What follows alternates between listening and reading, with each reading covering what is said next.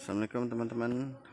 Hari ini saya mau menunjukkan cara sambung pucuk bibit durian ya, usia sambung dini ini ya teman-teman. Ini adalah seedling atau batang bawah durian yang disemai sekitar 1 bulan ya, Udah ada belum 1 bulan? 1 bulan. 1 bulan ya teman-teman. Ini kita coba ini ya, sambung pucuk ya teman-teman. Nah ini masnya mau nyambung pucuk. Jadi durian itu teman-teman, kalau disambung dalam posisi muda seperti ini atau sambung dini seperti ini, biasanya itu akan sangat mudah berhasil ya, ketimbang yang batangnya sudah tua ya. Biasanya kalau batangnya sudah tua itu jarang dilakukan penyambungan, biasanya itu pakai sambung sisip ya, atau ditempel gitu ya, atau okulasi. Biasanya kalau yang batang tua itu sistemnya okulasi. Kalau ini karena batangnya masih sangat muda, jadi kita pakai teknik sambung pucuk atau nanti disambung di sini. Jadi batang bawahnya ini adalah durian kampung asli Natuna ya, Natuna, Provinsi Kepulauan Riau.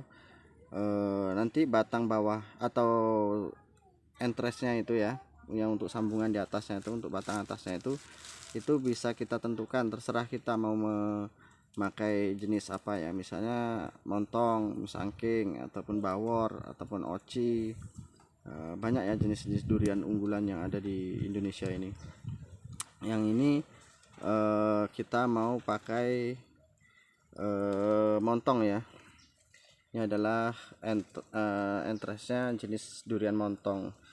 Jadi entresnya usahakan entres yang pucuk ya teman-teman, entres yang pucuk tapi usianya sudah lumayan tua. Artinya walaupun dia posisinya di pucuk atau di ujung, tapi kondisi entres sudah tua ya teman-teman.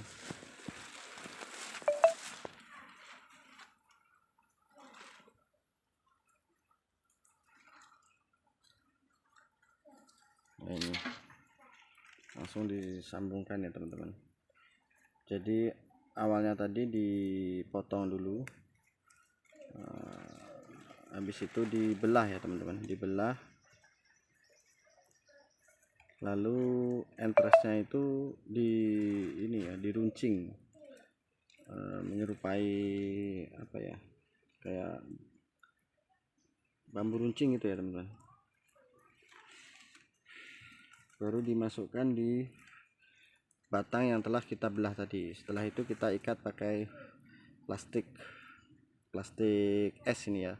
Ini plastik es yang sudah dibelah kecil-kecil, lebarnya kira-kira setengah senti ini, supaya mudah mengikatkan. Setelah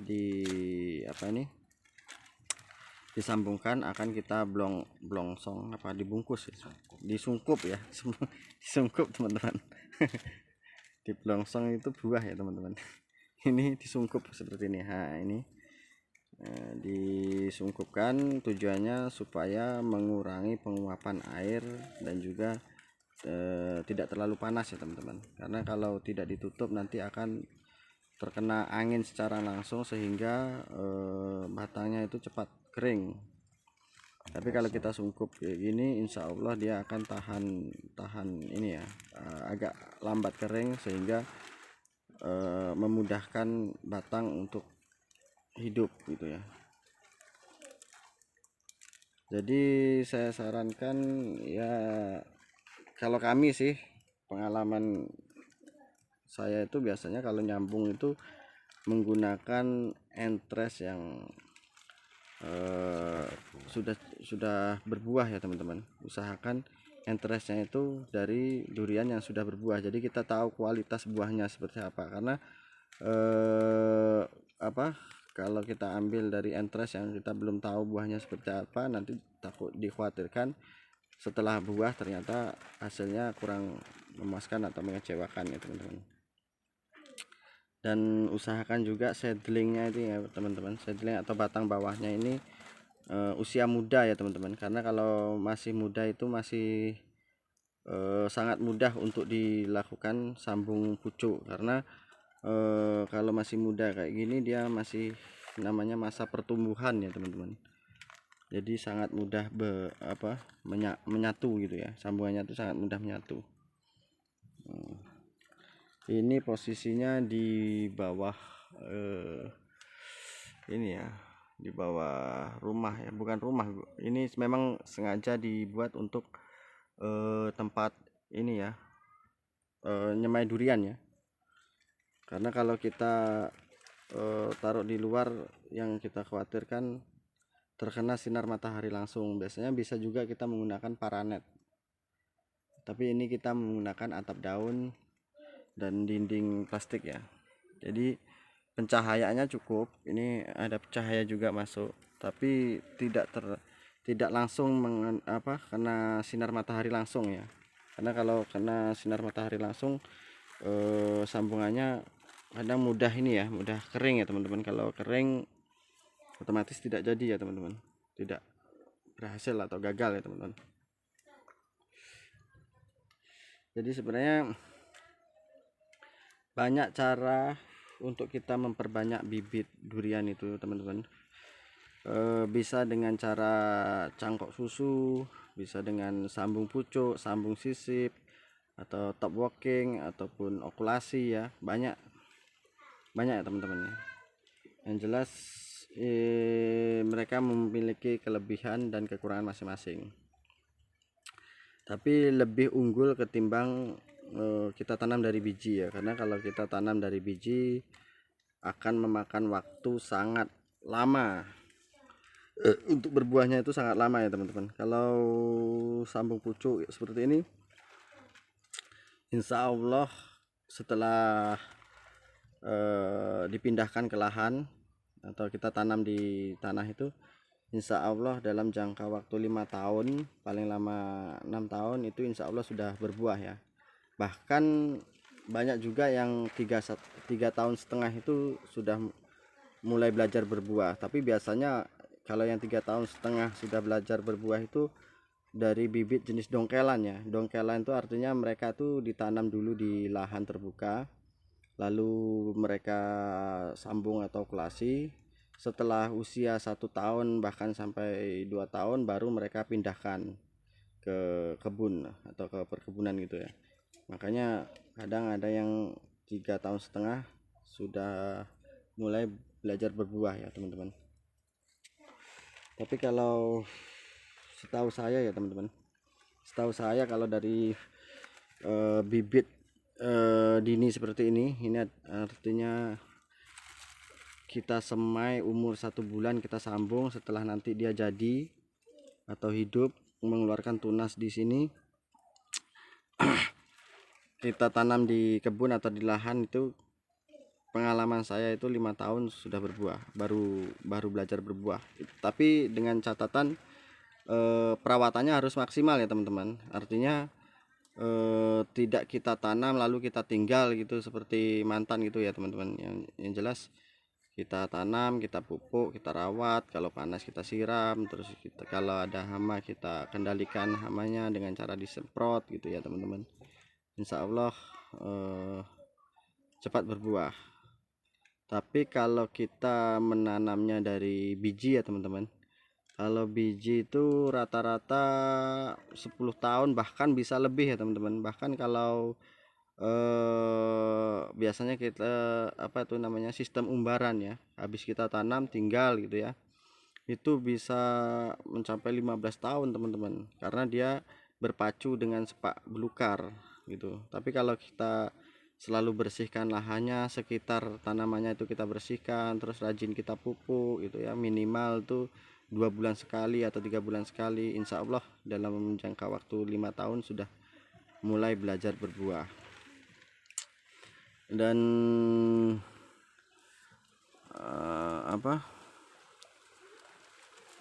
kalau keunggulan lainnya dari sambung pucuk ini yaitu misalnya batang bawahnya itu adalah jenis durian kampung yang dagingnya tipis gitu ya teman-teman, dagingnya tipis misalnya. Terus kita sambung dengan katakan entres, musangking ataupun montong, itu insya Allah hasilnya itu akan menyerupai induknya, bahkan bisa dikatakan 99% itu sama dengan induknya. Kalau induknya itu adalah jenis durian musangking, dia berwarna kuning terus tebal ya dagingnya, itu insya Allah akan menyamai gitu ya, 99% sama dengan induknya. Artinya batang bawah itu tidak terlalu berpengaruh ya teman-teman. Yang jelas batang bawahnya harus sehat, subur, dan memiliki daya hidup yang tinggi, daya tumbuhnya itu bagus ya. Karena ada kadang biji durian itu yang agak ini ya, yang agak kecil tuh biasanya dia ini ya, dia tumbuh seperti yang lain, cuma dia kalah dengan yang bijinya besar gitu. Nah, contohnya kayak gini nih teman-teman. Ini disemai sama nih teman-teman. Ini nyemainya sama nih. Jadi ini dari biji durian yang normal ya. Ini jadi dia agak tinggi, tapi berbeda dengan biji durian yang kecil seperti ini. Nah, ini belum tumbuh tapi tidak maksimal, lambat untuk tumbuh gitu ya. Nah, seperti ini. Nah, ini ya, bisa dilihat ya teman-teman, beda ya tingginya. Nah, itu padahal ini disemai di lahan yang sama atau di media yang sama, waktunya pun sama, tapi pertumbuhannya sangat kontras sekali ya teman-teman. Bisa dibedakan ya teman-teman. Nah, itu ada yang tinggi, ada yang pendek. Nah, yang pendek-pendek itu teman-teman, itu dari biji yang kurang normal teman-teman. Biasanya dia agak kecil bijinya. Tumbuh memang tumbuh gitu ya teman-teman, tapi nggak maksimal. Tapi kalau yang besar seperti ini, nah ini besar ini teman-teman. ini sangat besar nih teman-teman. Tapi emang gepeng, tapi insya Allah bagus ini ya. Ini sudah mulai keluar akar ya teman-teman. Nah, itu disemai, insya Allah nanti dalam waktu seminggu udah naik gitu teman-teman. 2 minggu itu udah bisa disambung pucuk. Tapi kalau biji kurang normal biasanya kayak gini. Nah, ini umurnya sama, tapi dia masih belum mecah dari bijinya ya, belum ini ya, belum keluar dari apanya, dari bijinya. Nah, ini seperti ini. Nah, ini juga ini baru keluar nih, masih pendek-pendek ini. Cuma kalau yang bijinya bagus normal, dia udah tinggi-tinggi seperti ini, udah siap untuk dilakukan sambung pucuk ya, sambung pucuk dini ini. Apalagi ya teman-teman, saya udah kehabisan kata-kata nih teman-teman ya. Pokoknya intinya seperti itu ya teman-teman. Itu tadi adalah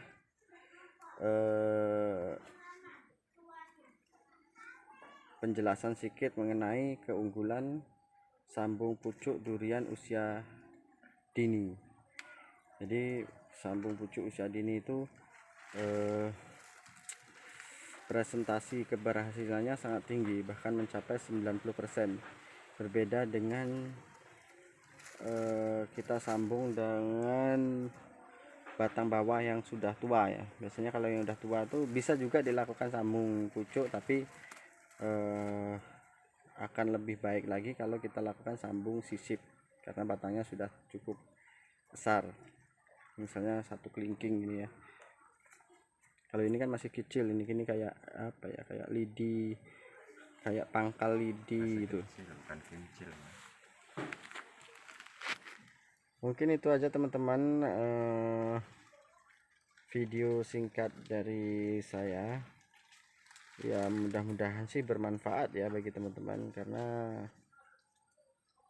saya sendiri juga masih belajar di bidang pertanian ini. Kita sama-sama belajar. Bagi teman-teman yang mungkin lebih paham atau memiliki ilmu lain mengenai teknik penyambungan atau teknik memperbanyak bibit durian ini, bisa komentar ya teman-teman. Ataupun ada teman-teman yang ingin bertanya seputar pertanian, bisa komentar ya teman-teman. Insya Allah kalau saya tahu akan saya jawab, dan kalau saya nggak tahu nanti kita belajar sama-sama ya teman-teman. Saya pun masih tahap belajar nih teman-teman. Terima kasih teman-teman udah ngikutin video saya yang ya nggak kurang jelas. Assalamualaikum warahmatullahi wabarakatuh.